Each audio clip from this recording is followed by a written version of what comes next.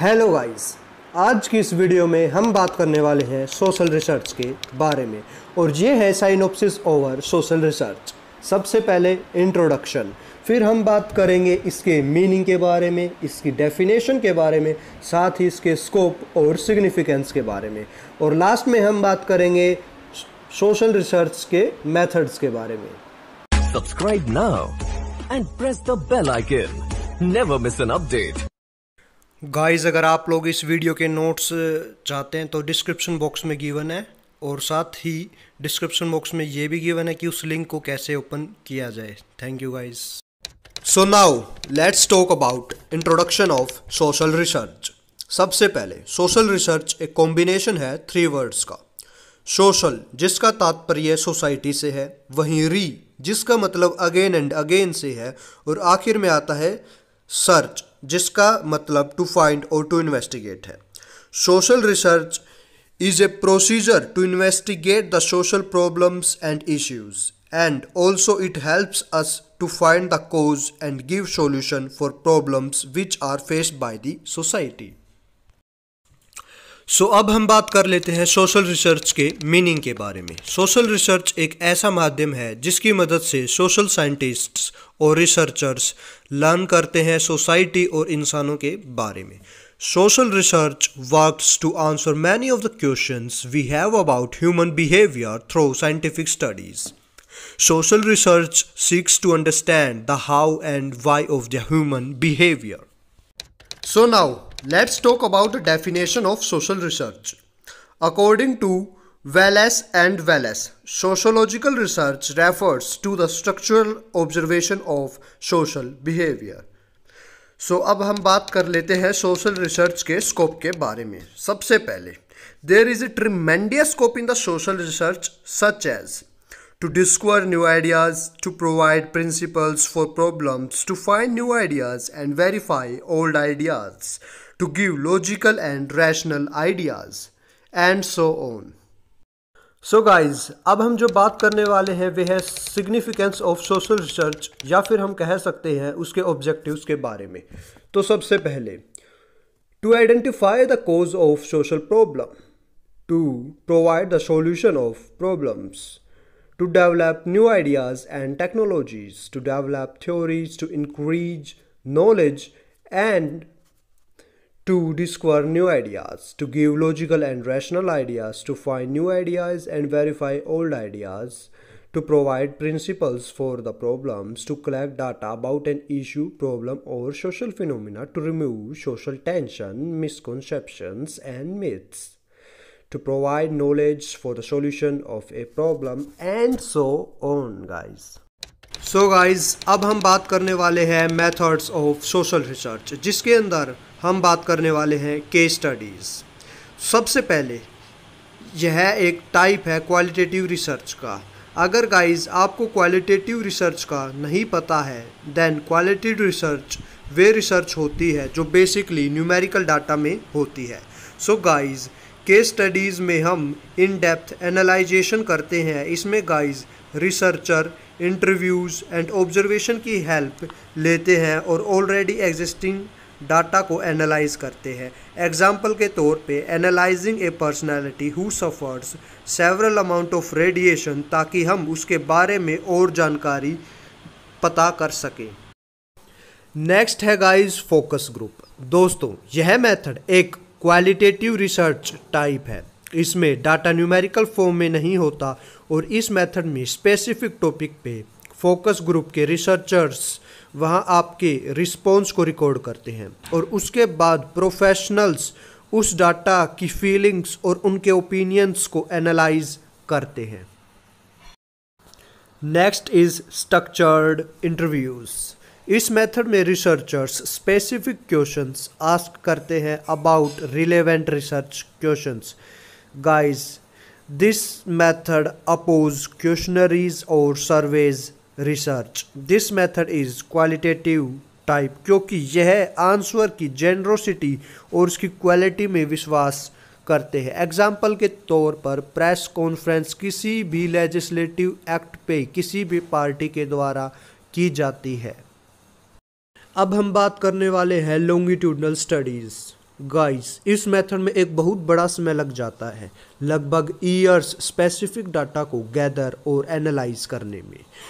और क्योंकि इस मेथड में इतना समय लगता है इसलिए यह मेथड थोड़ा चैलेंजिंग होता है पूरा करने में। एग्जाम्पल के तौर पर किसी भी अडोप्टेड और बायोलॉजिकल बच्चे की ऑब्जर्वेशन एंड स्टडीज़ जिसमें लगभग 10 से 15 साल लग जाते हैं। अब हम बात कर लेते हैं सर्वेज एंड क्वेश्चनरी मेथड की। इस मेथड में रिसर्चर्स काफ़ी सारे लोगों से सेम सेट ऑफ क्वेश्चंस पूछते हैं। यह मेथड स्टैटिकली इंफॉर्मेशन पर डाटा एनालाइज करता है, इसलिए यह एक क्वालिटेटिव मेथड है गाइस। कोरिलेशन स्टडीज़, इस मेथड में रिसर्चर्स जनरेट करते हैं कोरिलेशन किसी भी दो सोशल वेरिएबल्स में और गैदर करते हैं स्टैटिस्टिक्स को डाटा एनालाइज करने के लिए, इसलिए यह qualitative type of social research है। एग्जाम्पल के तौर पर स्टडी करना पास आउट 5000 लॉ स्टूडेंट्स और लॉ एस्पिरेंट्स के बीच में, या फिर 5000 पास आउट बीए स्टूडेंट्स और यूपीएससी एस्पिरेंट्स के बीच में। ये गाइस एग्जाम्पल थे कोरिलेशन स्टडीज़ के। अब हम बात करने वाले हैं डेल्फी मेथड्स।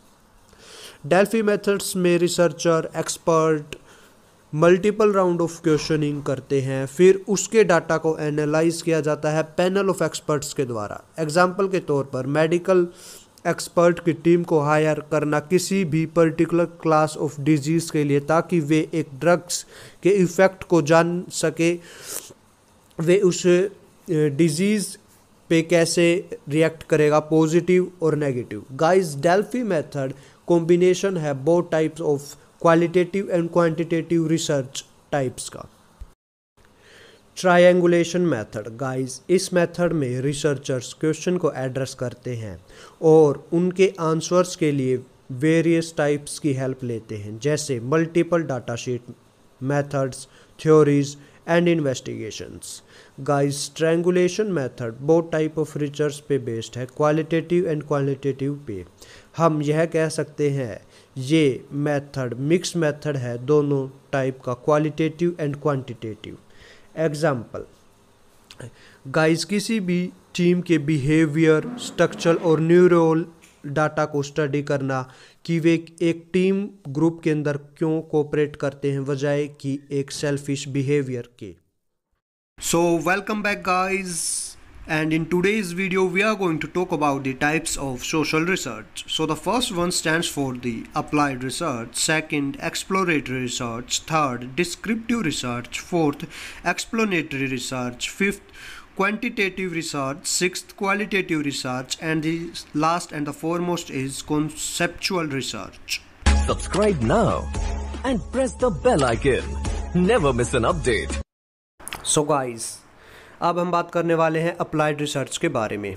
सबसे पहले अप्लाइड रिसर्च एक ऐसी रिसर्च है जिसमें अप्लाई किया जाता है टू सॉल्व स्पेसिफिक और एग्जिस्टिंग प्रॉब्लम्स को।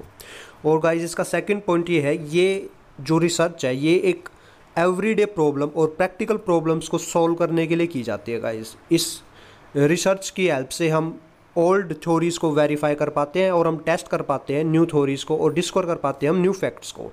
जो इस रिसर्च का सबसे ज़्यादा मेन पॉइंट है गाइस, जो कुछ भी हम इससे एनालाइज करते हैं हम उसको इमीडिएट प्रैक्टिकल यूज़ कर सकते हैं। सो गाइस एक्सप्लोरेटरी रिसर्च, जैसे इसके नाम से ही है एक्सप्लोरेटरी मीन्स हम कुछ एक्सप्लोर करेंगे कुछ भी रिसर्च प्रॉब्लम्स और इश्यूज़ को। गाइस इस रिसर्च के अंदर जो हम भी टॉपिक लेते हैं एक्सप्लोर करने के लिए उसके ऊपर बहुत ही कम इन्फॉर्मेशन या फिर कोई भी इन्फॉर्मेशन एग्जिस्ट नहीं करती है। गाइस इस रिसर्च को हम डायरेक्ट सॉल्यूशन के लिए यूज़ नहीं करते, हम इस रिसर्च को रिसर्च करते हैं ताकि हम इंफॉर्मेशन को गैदर कर सकें और उसके ऊपर हम फ्यूचर स्टडी कर पाएँ। गाइस इस रिसर्च की हेल्प से हम डेवलप करते हैं न्यू आइडियाज़ और हाइपोथेसिस को। नेक्स्ट है गाइस डिस्क्रिप्टिव रिसर्च, इसके भी हमें नाम से पता चल रहा है डिस्क्राइब करना किसी भी फिनोमिना को जो कोई भी एग्जिस्ट करता है। सेकेंडली हम इसको यूज़ करते हैं एक्सप्लेन और आइडेंटिफाई करने के लिए और टू ऑब्टेन इन्फॉर्मेशन किसी भी पर्टिकुलर प्रॉब्लम और इशू के ऊपर। ये हमें एक एक्यूरेट इन्फॉर्मेशन को प्रोवाइड करता है किसी भी इंडिविजुअल ग्रुप या इवेंट के बारे में। हम डिस्क्रिप्टिव रिसर्च का यूज़ करते हैं ताकि हम आंसर फाइंड कर सके व्हाट हु, वेयर एंड हुम के क्वेश्चंस का guys. Now guys explanatory, guys जो इससे पहले गया था वे था एक्सप्लोरेटरी जिसमें हम एक्सप्लोर कर रहे थे, और अब है एक्सप्लोनेटरी जिसके अंदर हम एक्सप्लेन कर रहे हैं डिफरेंट डिस्क्रिप्टिव को। सो गाइस इसके अंदर हम एक्सप्लेन करते हैं व्हाई एंड हुम दिस प्रॉब्लम अकरिंग, ये जो प्रॉब्लम जो कोई भी है ये हो ही क्यों रही है, और हम इसके अंदर अवेलेबल इंफॉर्मेशन का यूज़ करते हैं और उसको एनालाइज करते हैं ताकि हम उससे कुछ इन्वॉल्व कर सकें। गाइस इसके अंदर हम आंसर को सीख करते हैं why something is happening. So guys quantitative research, quantitative का मीनिंग होता है किसी भी न्यूमेरिकल और स्टैटिक फॉर्म से। सो गाइस इसके अंदर हम सबसे पहले स्टडी करते हैं किसी भी आइडेंटिफाई प्रॉब्लम को, फिर हम हेल्प लेते हैं थ्योरीज और टेस्टिंग की जिससे हम मेज़र करते हैं न्यूमेरिकल और स्टैटिक मेथड से किसी भी डाटा को, फिर हम प्रोवाइड करते हैं डाटा को न्यूमेरिकल एंड स्टैटिक फॉर्म में ताकि रिसर्चर्स उसके ऊपर और ज़्यादा रिसर्च कर सकें।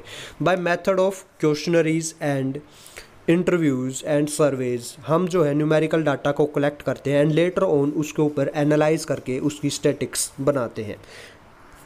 So guys sixth one is qualitative research. Qualitative means उसकी क्वालिटी के ऊपर फोकस किया जाता है, स्टडी होती है किसी भी सोशल और ह्यूमन बीइंग की।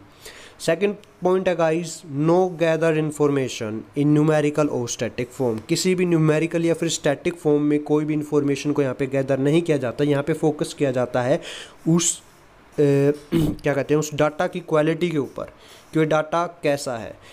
एग्जाम्पल के तौर पे observing and studying the attitude, feelings, behaviour and experience of people. हम गाइस इसके अंदर जो डाटा कलेक्ट करते हुए ऑब्जर्वेशन और इंटरव्यू मेथड के थ्रू करते हैं guys. So the last and the foremost is conceptual research. Guys हम कॉन्सेप्चुअल रिसर्च के अंदर जनरली डेवलप करते किसी भी न्यू कॉन्सेप्ट एंड आइडियाज़ को ताकि हम रिप्रेजेंट कर पाए किसी भी एग्जिस्टिंग कॉन्सेप्ट को किसी भी डिफरेंट एंगल या फिर प्रोस्पेक्टिव से। गाइस इसके अंदर हम रिलेट करते हैं कुछ एब्स्ट्रैक्ट थ्योरीज और आइडियाज़ को। गाइस ये हमें आखिरी में ये रिसर्च हमें एक कंक्लूजन प्रोवाइड करती है guys. So guys thank you for watching my videos and please do watch my other video on the social research and. नमस्कार दोस्तों, आज की इस वीडियो में हम बात करने वाले हैं प्रोसेस और स्टेप्स ऑफ सोशल रिसर्च के बारे में। तो सबसे पहले selecting the research topic, second number पे defining the research problem and the third one is objectives of social research. और ऐसे ही गाइस टोटल 11 स्टेप्स और प्रोसेस हैं हमारे सोशल रिसर्च के। तो चलिए शुरू करते हैं। Subscribe now and press the bell icon. Never miss an update. So guys, first step for social research is selecting the research topic. हमें रिसर्च के लिए एक कोई भी टॉपिक को सिलेक्ट करना होगा। एग्जाम्पल के तौर पर चाइल्ड लेबर, डोरी, डोमेस्टिक वायलेंस। गाइस मैंने इन टॉपिक्स का एग्जाम्पल इसलिए दिया क्योंकि ये एक सोशल ईविल है। तो चलते हैं अपने सेकंड स्टेप के ऊपर, defining the research problem. So guys इस स्टेप के अंदर हम एक्सप्लेन करेंगे ब्रीफली रिसर्च की प्रॉब्लम को। एग्जाम्पल के तौर पर हम ले लेते हैं चाइल्ड लेबर को। Work that deprives children from their childhood potential and their dignity and that is harmful for children physical and mental development. Guys इसके अंदर जो children होती है उसकी एज 14 ईयर या उससे बिलो होती है। तो गाइज ये इस तरीके से एक ब्रीफ डिस्क्रिप्शन हमें जो है देना होता है, डिफाइन करना होता है किसी भी रिसर्च प्रॉब्लम को। सो गाइज अब हम बात कर लेते हैं हमारे थर्ड स्टेप की। सो गाइस थर्ड स्टेप्स है ऑब्जेक्टिव्स ऑफ सोशल रिसर्च। तो हम इसके अंदर बात करने वाले हैं ऑब्जेक्टिव क्या क्या हो सकते हैं हमारी रिसर्च के। जैसे हम चाइल्ड लेबर को ही ले लेते हैं।